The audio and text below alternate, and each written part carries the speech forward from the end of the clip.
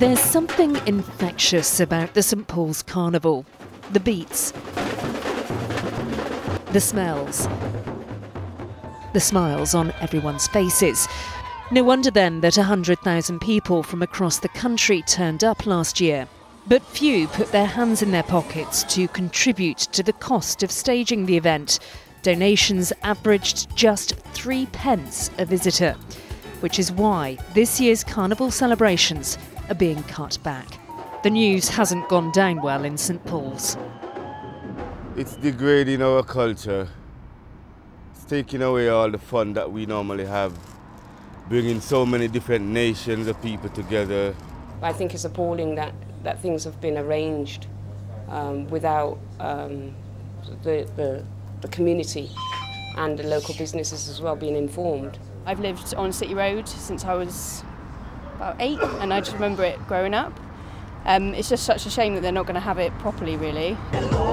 It costs more than £250,000 to put on the carnival. Some of that money comes from the city and arts councils, but donations make up the shortfall. Last year, it wasn't enough. We tried throughout the day to speak to the Carnival Committee, but they failed to respond to our request for an interview. However, in a statement, Committee Chair Rebecca Gibbs said it is time that Carnival supporters are aware that if they wish to see the Carnival grow, they must make a small individual financial contribution. There will still be a procession and food and goods stalls, but everything will be contained here in Portland Square. There'll be fewer stages and performances, and there'll be no fairground rides. And the nighttime sound systems, well, they'll be moved off the streets and into licensed venues. How can you have a carnival without sound systems on the street and also stalls? You run a stall? Yeah, we run a stall, and we wouldn't see no business at all. From its small beginnings in 1968, the carnival's aim has always been to promote harmony amongst different groups.